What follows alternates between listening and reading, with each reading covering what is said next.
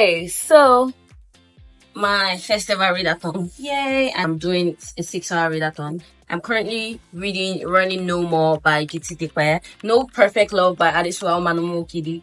I have to say this book smells amazing. And The Brevity of Beautiful Things by Nnamdi Ehirim. I heard so much good things about this book. And funny how these two books are side copies. The intention is to read these 3 books. I have these reserves in case I have a little bit of time. Almost 30 minutes on the clock, and I have read, I think, about 20 pages. One thing that I'm enjoying about the book is the natural Nigerian conversation that is going on. You know, the Yoruba, Pidgin. It's pretty natural and quite impressive. However, I have some reservations about the writing style. I don't know if that is the word, which is why I really think I should go into editing.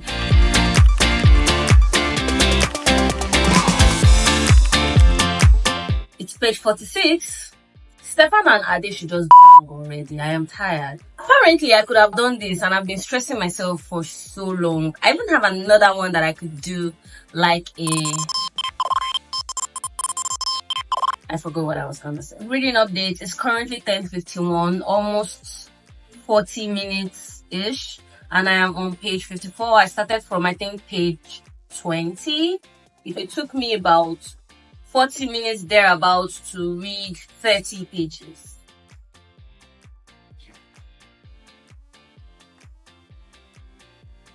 Currently at page 66. Chemistry is still looking good, but they have not implemented the chemistry. I'm starting to lose my mind here. Oh, they finally kissed. They finally kissed. Jesus, took those two so long. Wait. This have already. This is going so. This is so fast. They're doing more than kissing. Page 83, and now the plot twist begins. The storyline is just beginning. I feel it's a little slow, but I feel like the author was trying to build anticipation.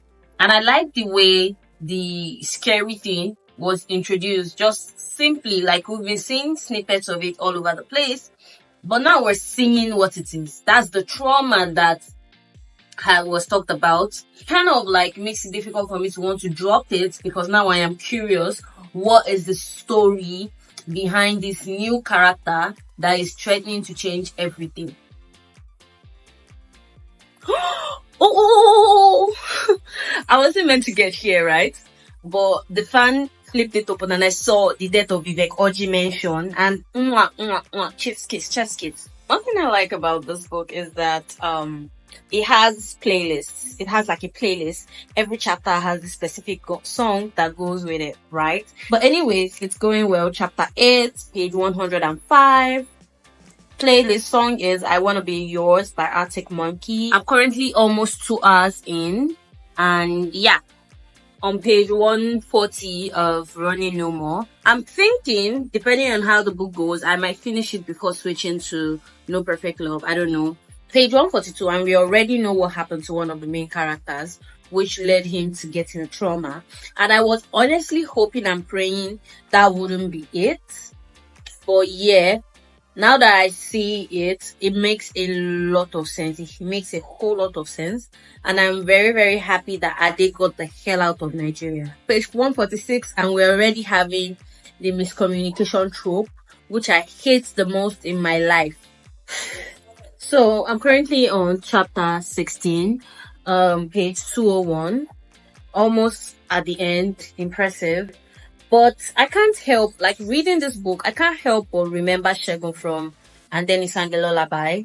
I wish Segun had the opportunity Tenyade had.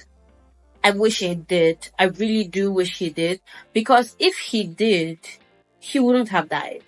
Another personal peeve, even though the story makes me, look away from it, but it's just a peeve. Running No More is an interracial romance, right? So, one character is Yoruba from Nigeria.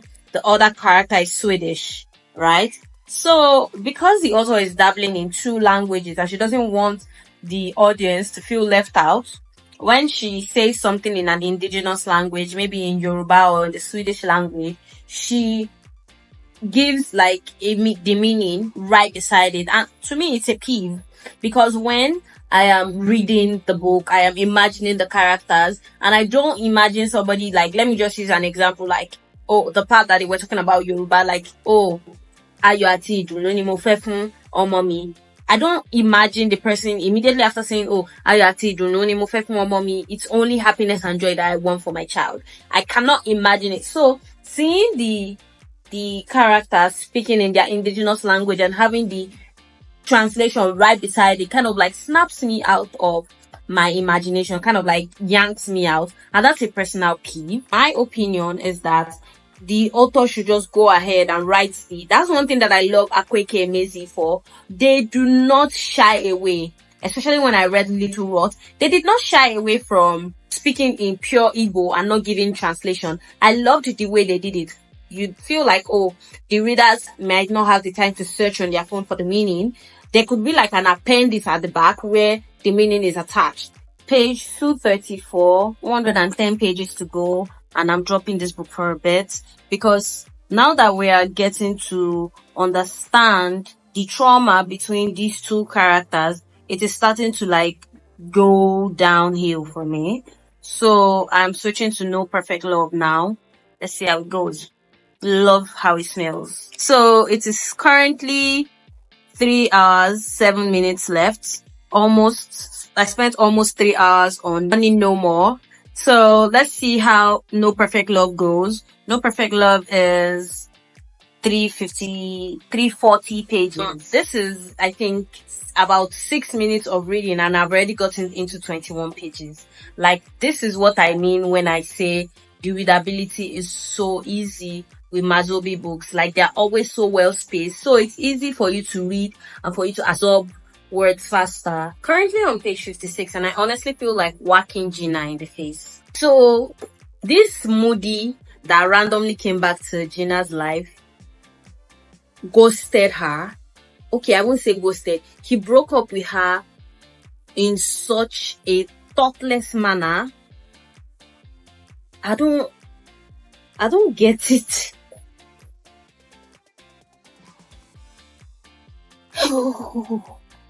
It's been over a year since Gina and her husband had sex.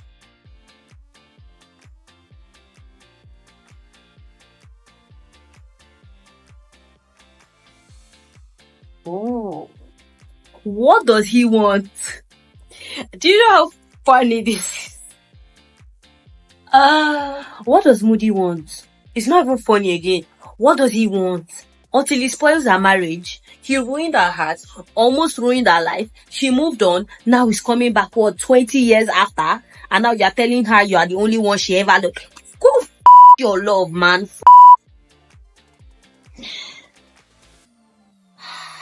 Now I'm curious. Tobenna in the beginning is a sweetheart, or was a sweetheart. What happened? What made him change? What made Gina start to feel unloved? Right? That's a very good question. And I feel like I'm already on page 105 now, and I feel like this is something that is going to make me want to continue reading the book, because I already want to know, like, that is one puzzle I want to solve. What made Tobenna become the way he is? Gina is going to kill me. Gina is going to kill me.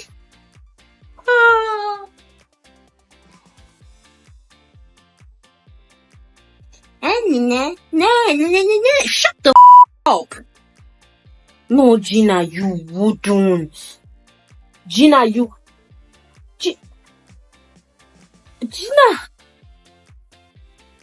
Gina, you people just want to confuse me. Gina, why? Chapter 10, and I see Gina's points. I see her points. That's all I can see. Oh my God, bro. Oh, hell no, man. What the f***, man? how would your own husband of 20 years, forget your birthday? Hey, Tobenna is going to kill me. He's making it difficult for me to even pity him. Tobenna, please. Getting towards the halfway mark of this book, and I'm starting to see Gina's point of view. Like, I really see Gina's point of view, but I am annoyed that Moody is the one doing the swaying. I'm not even going to lie. I love how realistic this book is. And the name No Perfect Love seems to capture the depths of love as a whole. There is nothing like a love that is perfect. And I love how the center stage of the story may be the love, but we're also seeing Gina's career, Gina's friendship.